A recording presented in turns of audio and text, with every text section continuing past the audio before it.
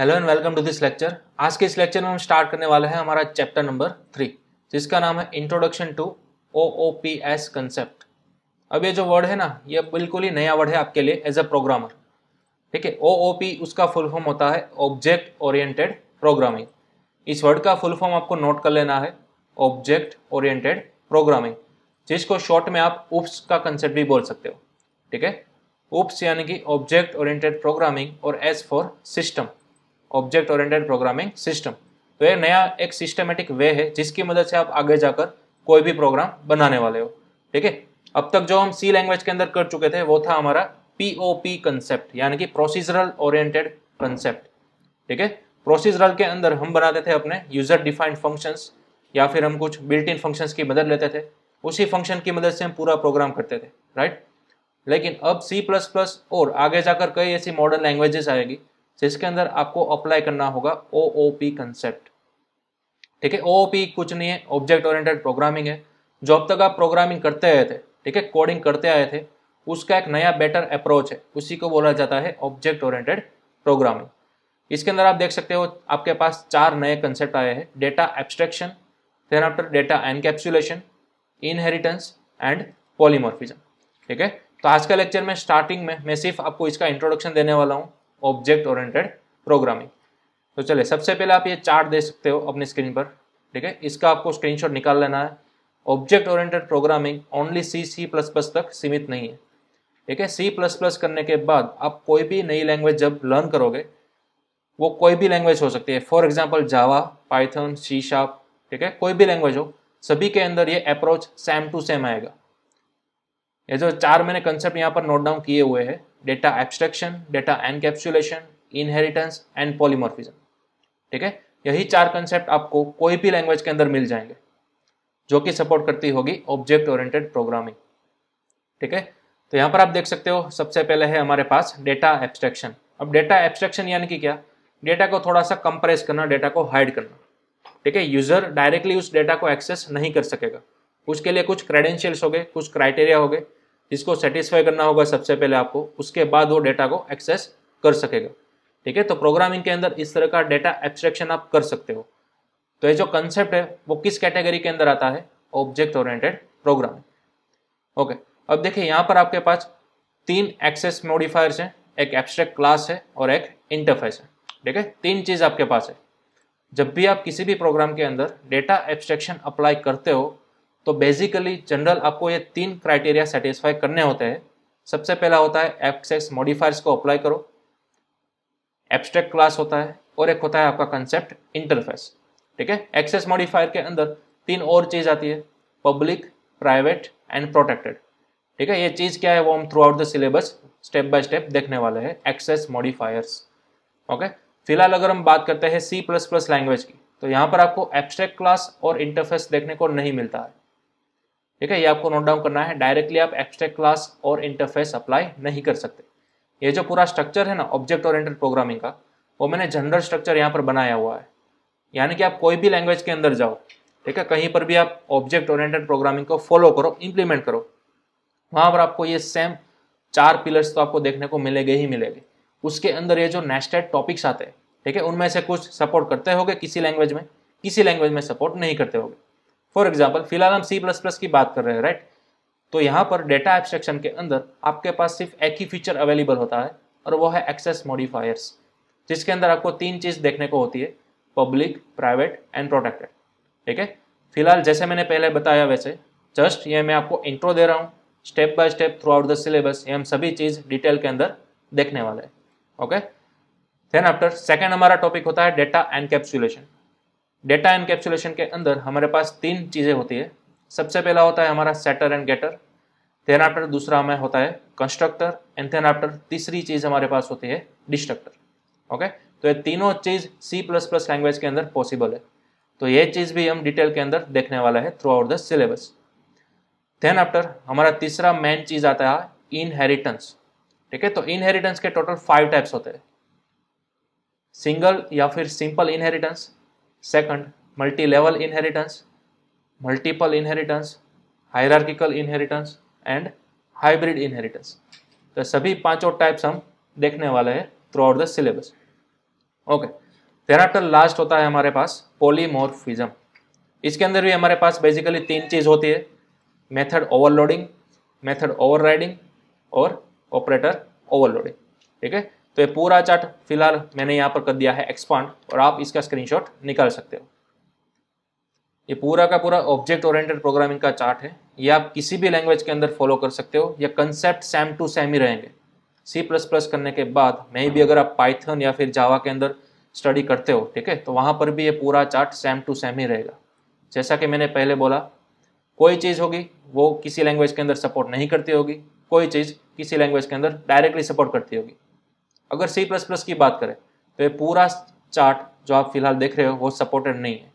ठीक है, यहाँ पर एब्स्ट्रैक्ट क्लास और इनहेरिटेंस, ये दोनों ऐसी चीज़ है जो कि C++ के अंदर सपोर्टेड नहीं है। बाकी सभी चीज़ आप C++ के अंदर इम्प्लीमेंट कर सकते हो।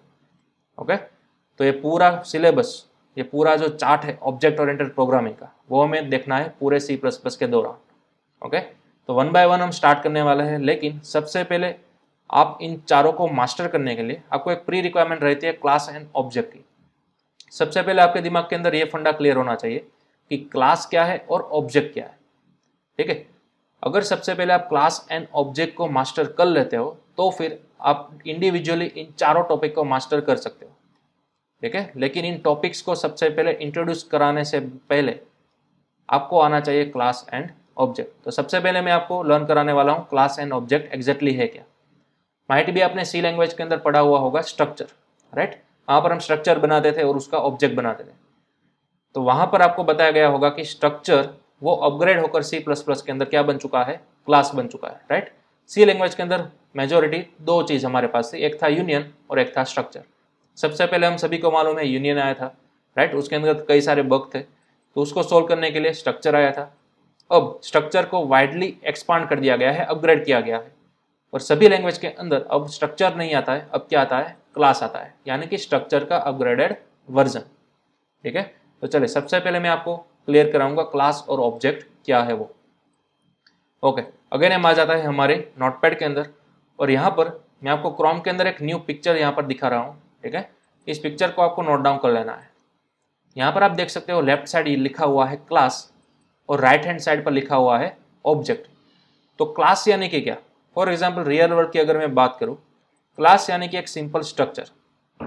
फॉर एग्जाम्पल वर्ल्ड के अंदर कार बनाने वाली कई सारी मैन्युफैक्चरर्स कंपनी होती है, राइट, लेकिन वो कौन सा स्ट्रक्चर फॉलो करती है, कोई भी कार बनाए ओनली 4 व्हील्स होते हैं, राइट, एक स्टीयरिंग व्हील होता है, यही तो फिलहाल हमारा कार का स्ट्रक्चर है, यही को फॉलो करना है।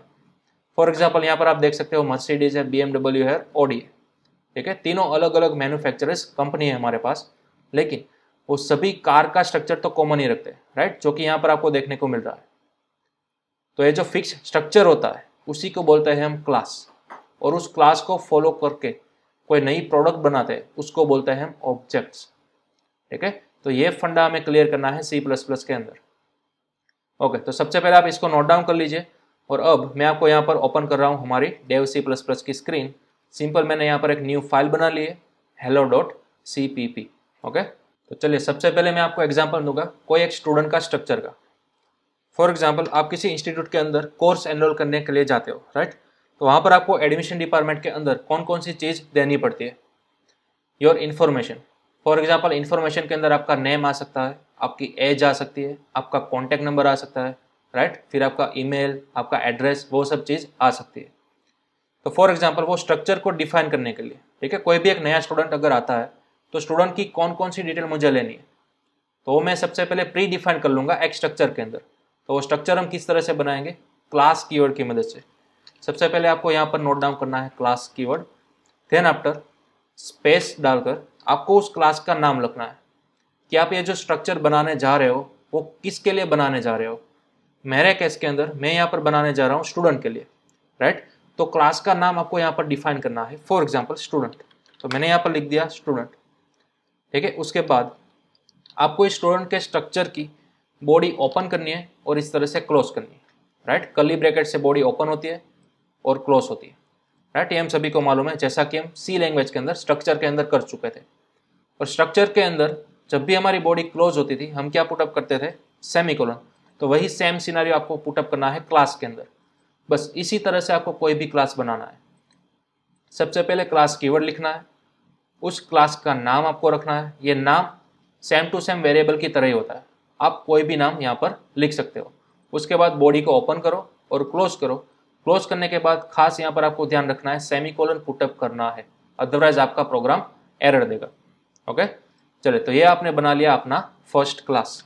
और हाँ, क्लास का नाम आप कुछ भी रखो, डजेंट मैटर, लेकिन ट्राई करो आप कि आपका जो फर्स्ट लेटर है वो कैपिटल केस के अंदर आ जाए। ठीक है, अपर केस के अंदर आपको रखने की ट्राई करनी है। अगर माइट भी आप स्मॉल लेटर के अंदर भी रखते हो तो भी कोई दिक्कत नहीं है, लेकिन आगे जाकर अगर आप किसी strong object oriented programming language study करोगे, फॉर एग्जांपल जावा, तो वहाँ पर क्या रूल होता है स्ट्रिक्टली कि आपको first letter compulsory capital letter के ही अंदर लिखना होता है। ठीक है, तो इसलिए अभी से ही हम हैबिट कर देते हैं, कोई भी क्लास का नाम आप लिखो लेकिन first letter always capital. Okay, चलिए, अभी हमारा क्लास बन चुका है। अब स्टूडेंट के लिए हमें कौन कौन सी इन्फॉर्मेशन लेनी थी, ठीक है, वो मैं यहाँ पर नोट डाउन कर लेता हूँ। फॉर एग्जाम्पल, कोई भी एक नया स्टूडेंट आएगा तो मुझे उसको असाइन करनी होगी एक आईडी, देन आफ्टर उसका कुछ नेम होगा, राइट। तो मैंने फिलहाल दो प्रॉपर्टी ले लिए, मुझे आईडी भी चाहिए और नेम भी चाहिए। ओके, अब आपको डिफाइन करना है कि आप स्टूडेंट की आईडी लोगे तो आईडी को किस डेटा टाइप के अंदर सेव करोगे। ऑब्वियसली इंटीजर के अंदर फिलहाल हम सेव करेंगे, राइट। तो यहाँ पर मैं डेटा टाइप प्री डिफाइन करूंगा इंटीजर, इस तरह से। देन आफ्टर नेम है, तो नेम हम किस डेटा टाइप के अंदर रखते थे, स्ट्रिंग के अंदर, राइट। तो यहाँ पर मैं बनाऊंगा कैरेक्टर का एक एरे, फॉर एग्जाम्पल 100 मैंने दी थी स्पेसिफिकेशन, इस तरह से, राइट। चलिए, अब मेरे पास दो वेरिएबल्स आ चुके हैं, इंटीजर आईडी और स्ट्रिंग नेम। तो ये है हमारा प्री डिफाइंड स्टूडेंट का स्ट्रक्चर या फिर स्टूडेंट का क्लास। आज के बाद हम कीवर्ड यूज करेंगे क्लास। ठीक है, क्लास यानी कि कुछ भी नहीं है, सिंपल एक स्ट्रक्चर है। आप आगे जाकर कितने भी स्टूडेंट का डेटा ले सकते हो, लेकिन आपने प्री डिफाइन कर दिया कि मुझे कोई भी स्टूडेंट आए, दो ही चीज़ चाहिए, आईडी चाहिए और नेम चाहिए। फिर आप अपने हिसाब से नए वेरिएबल्स यहाँ पर ले सकते हो, ठीक है, जितने भी आप चाहोगे। ओके, सबसे पहले मैंने यहाँ पर स्पेसिफाई कर दिया, कोई भी नया स्टूडेंट आएगा मुझे उसकी आईडी लेनी है और उसका नेम लेना है, राइट। ओके, अब आपको मेन के अंदर आना है। अब सपोज मेरे पास एक नया स्टूडेंट आता है, ठीक है, मैं फिलहाल इमेजिन करिए एडमिशन डिपार्टमेंट से बोल रहा हूँ। एडमिशन डिपार्टमेंट को क्या चाहिए, स्टूडेंट का आईडी चाहिए और उसका नेम चाहिए।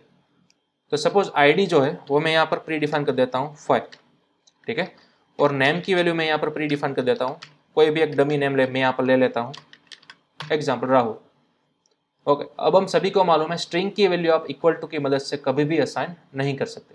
यहाँ पर आपको क्या यूज़ करना होगा, strcpy मेथड।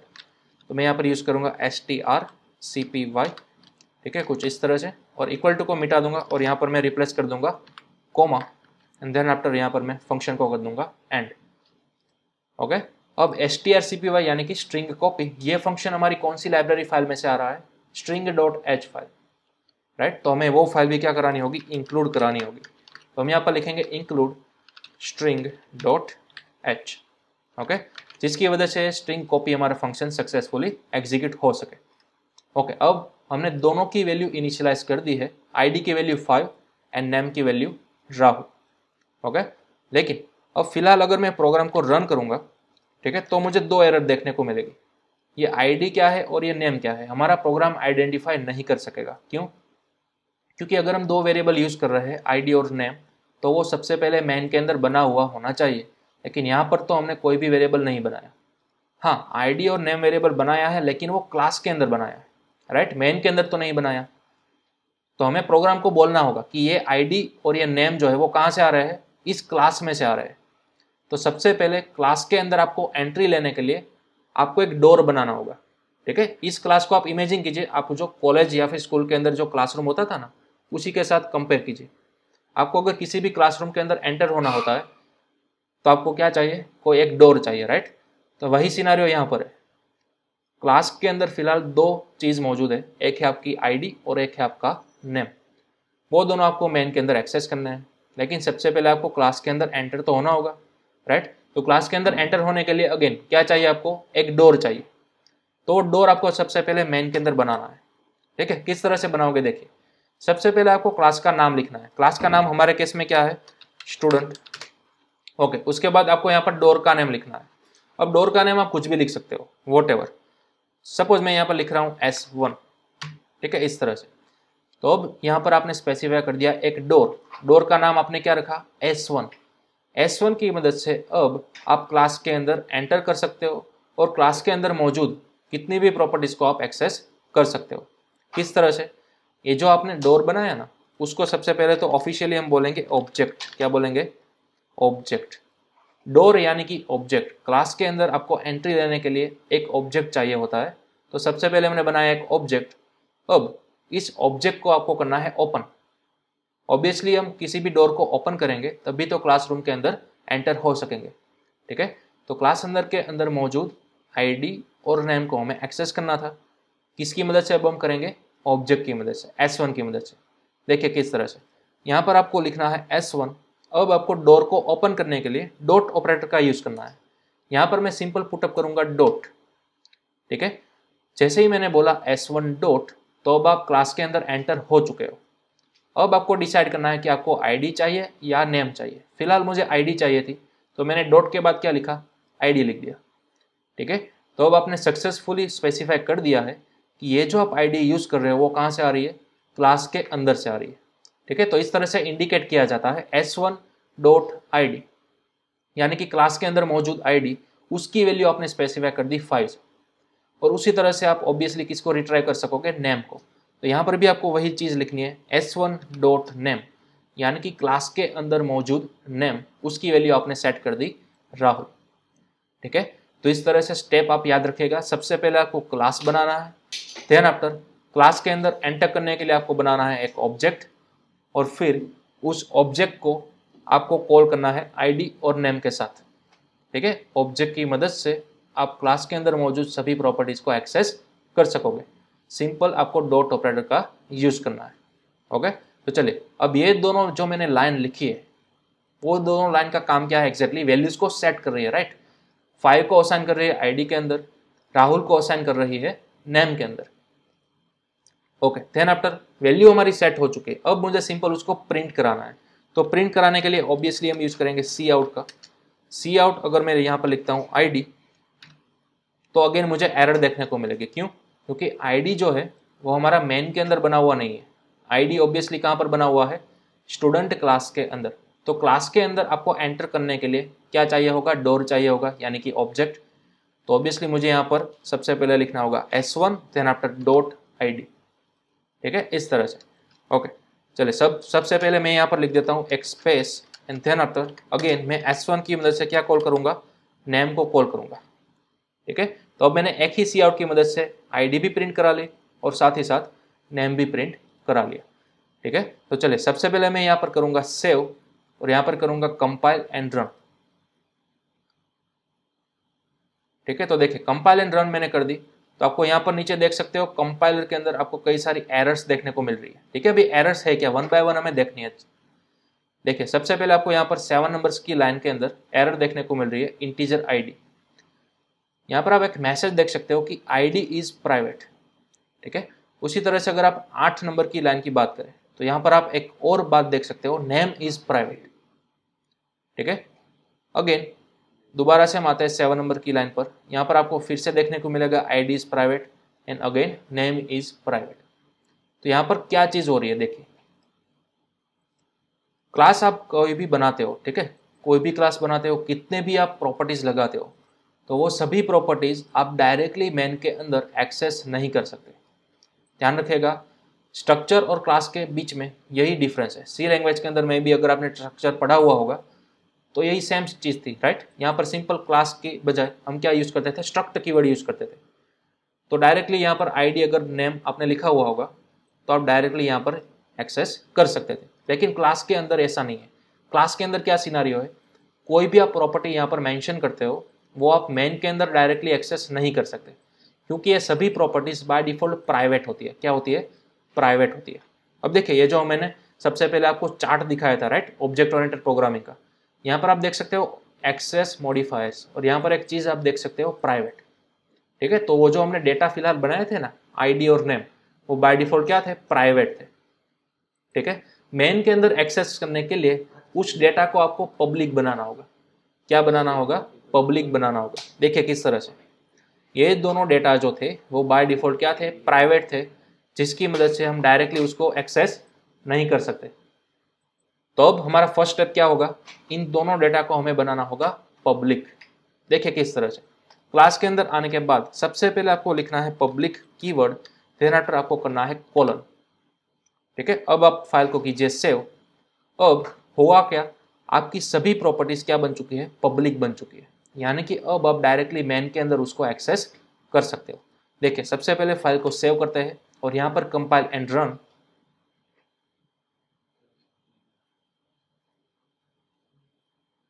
तो अब आप देख सकते हो नीचे हमारे कंपाइलर लॉग के अंदर 0 एरर्स एंड 0 वार्निंग, और आउटपुट की स्क्रीन भी आप यहाँ पर देख सकते हो। ठीक है, हमारा आईडी सक्सेसफुल 5 आ चुका है, नेम भी हमारा सक्सेसफुल राहुल आ चुका है। ठीक है, तो ये एक स्टेप आपको करना था, ये आपको खास ध्यान में रखना है।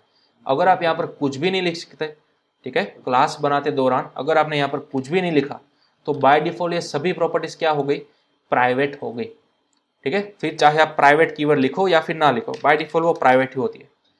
अगर आप इस तरह से लिखते हो प्राइवेट, तो ये अगेन क्या हो गया, आपका डेटा प्राइवेट हो गया, यानी कि अब ये क्लास के डेटा आप आउटसाइड क्लास यूज नहीं कर सकते, मेन के अंदर कभी भी यूज नहीं कर सकते। इसलिए आपको प्रोग्राम क्या दे रहा था, एरर दे रहा था। ठीक है, तो अगेन मैं यहाँ पर क्या रिप्लेस कर देता हूँ, पब्लिक कीवर्ड। ठीक है, चलिए सेव करेंगे और रन करेंगे तो अगेन वही हमें पुराना आउटपुट देखने को मिलेगा, 5 एंड राहुल। ओके, अब देखिए थोड़ा सा मैं यहाँ पर प्रिटी करना होता है हमारा कोड। ये जो आईडी और नेम बना है ना, उसको मैं यहाँ पर दे देता हूँ एक टैब। ठीक है, थोड़ा सा अंदर आ गया। तो इस तरह से भी आप डेटा को मेंशन कर सकते हो, कंपलसरी नहीं है ये चीज़ करना, लेकिन थोड़ा सा हमें कोड प्रिटीफाई करना चाहिए। अब मे भी आप चाहोगे कि कुछ आपके वेरिएबल्स हो गए वो प्राइवेट हो गए। ठीक है, तो आप अगेन यहाँ पर न्यू सेक्शन स्टार्ट कर सकते हो प्राइवेट, और उसके अंदर एक नया वेरिएबल क्रिएट कर सकते हो, फॉर एग्जाम्पल इंटीजर पासवर्ड। ठीक है, स्ट्रिंग में भी आप रख सकते हो, लेकिन मैं सिर्फ डेमो के लिए बता रहा हूँ इंटीजर पास। तो देखिए आपने क्यों एक्सेस किया, s1.id s1.name। ठीक है, ये दोनों क्या थे, पब्लिक थे, राइट। तो उसको आप इजीली डॉट ऑपरेटर की मदद से एक्सेस कर सकते थे इस तरह से। लेकिन अब आपने नया वेरिएबल बनाया पास, जो कि है आपका प्राइवेट, तो अब आप नीचे यहाँ पर यूज नहीं कर सकते। ठीक है, अगर आप ट्राई भी करना चाहो, चलिए सी आउट, और मैं यहाँ पर ट्राई कर रहा हूँ s1 की मदद से पास को एक्सेस करने के लिए। ठीक है, चलिए सेव करेंगे फाइल को, कंपाइल एंड रन। तो अब आप देख सकते हो यहाँ पर एरर देखने को मिल रही है। ठीक है, पास इज प्राइवेट। तो जब भी आप कोई चीज़ प्राइवेट बनाते हो तो उसको आप डायरेक्टली यहाँ पर एक्सेस नहीं कर सकते कभी भी। ये दोनों का डिफरेंस है पब्लिक और प्राइवेट में। ठीक है, तो ये आपको ध्यान रखनी है। हाँ, इतने सेक्शन आप जितने चाहो उतने बना सकते हो। ठीक है, पब्लिक बनाना चाहते हो ये सेक्शन, अगेन प्राइवेट बनाना चाहते हो, अगेन कोई नया वेरिएबल आप पब्लिक के अंदर लिखना चाहते हो, तो आप दो तरीकों से लिख सकते हो। अगेन पब्लिक सेक्शन स्टार्ट कीजिए, एक नया वेरिएबल बनाए, फॉर एग्जांपल ए। ठीक है, तो ये भी वैलिड है। एक साथ एक प्रोग्राम में कितने चाहो उतने सेक्शन आप बना सकते हो। तो पब्लिक आप दो सेक्शन बनाए, देखिए आईडी नेम और फिर यहाँ पर इंटीजर ए। उसके अलावा आप क्या कर सकते हो, इंटीजर ए को यहाँ से कट कर लो और यहाँ पर आप पेस्ट कर लो, तो ये भी चलेगा। तो आपको नया पब्लिक सेक्शन बनाने की कोई ज़रूरत नहीं है। ठीक है, बात तो वही हुई, एक पब्लिक के अंदर आप सभी चीज़ लिखो, या फिर पार्ट टू पार्ट नया आपका पब्लिक सेक्शन बनाओ, फिर वहाँ पर नया वेरिएबल लिखो, दोनों चीज़ सेम ही है। ओके, तो चलो इसका भी आप स्क्रीनशॉट ले लो। इस तरह से आप जितने चाहो उतने सेक्शन बना सकते हो।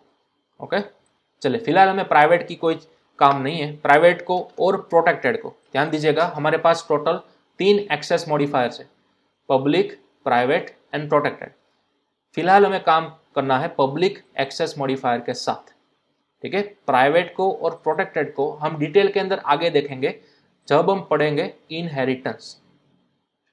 ओके, फिलहाल हमें सिर्फ और सिर्फ फोकस रखना है पब्लिक एक्सेस मॉडिफायर पर।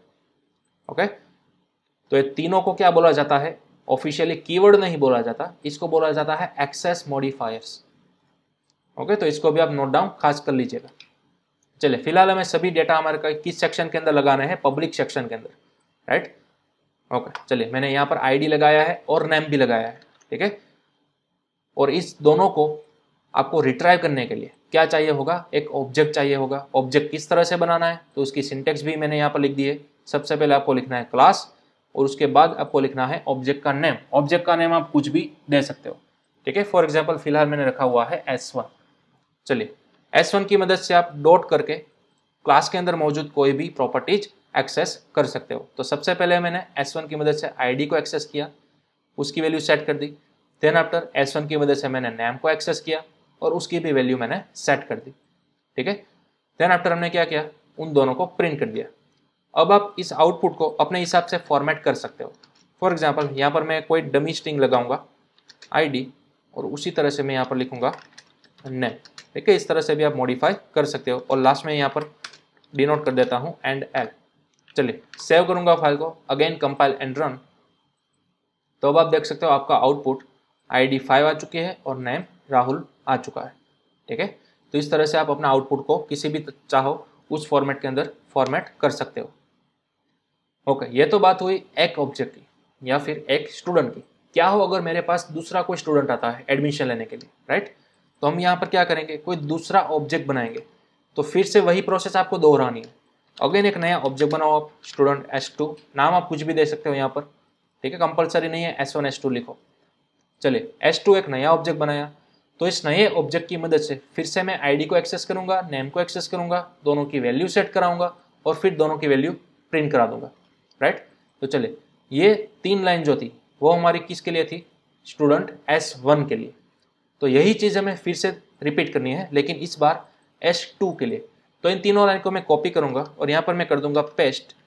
ठीक है, लेकिन अब मैं क्या करूंगा, S2 करूंगा, S2 से आईडी सेट करूंगा और S2 से नेम सेट करूंगा। ठीक है, कोई भी डमी।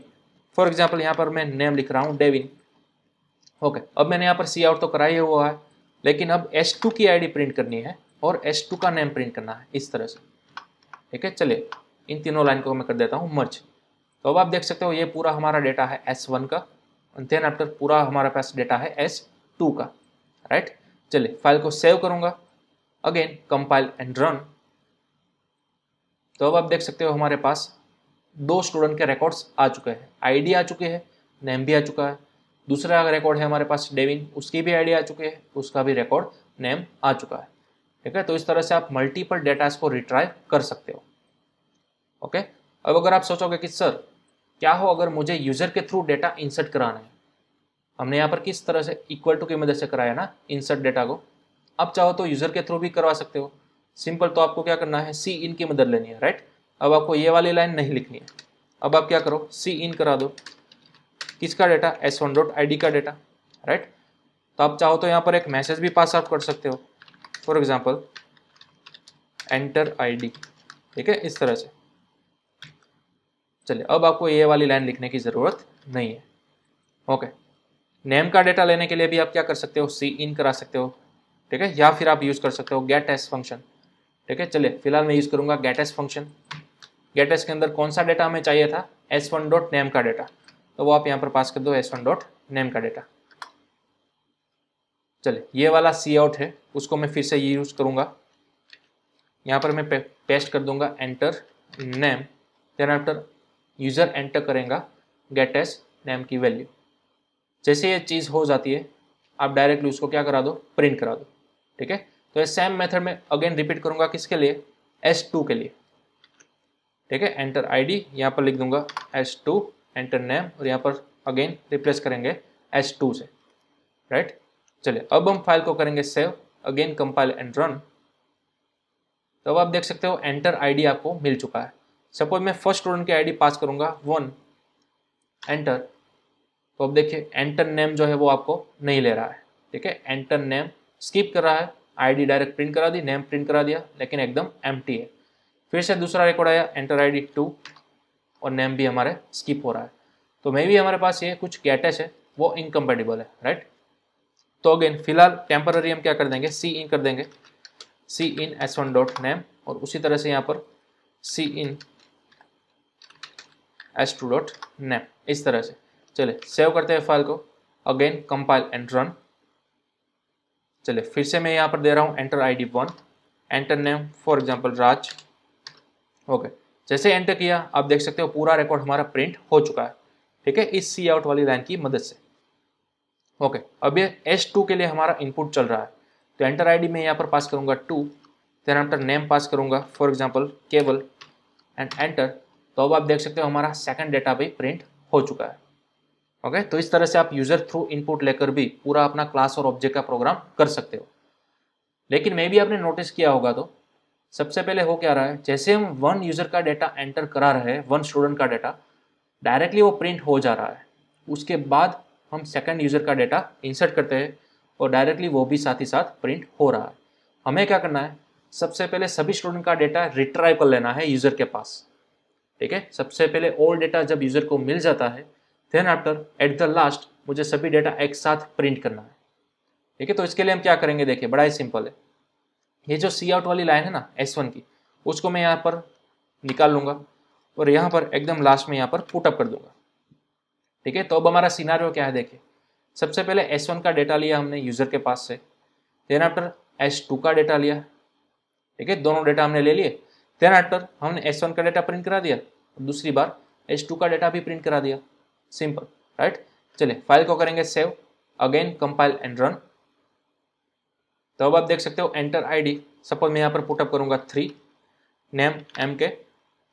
अब देखिए एंटर किया तो मुझे आउटपुट के अंदर कुछ नहीं मिला, बल्कि मेरा नेक्स्ट रिकॉर्ड यूजर के थ्रू इनपुट हो रहा है।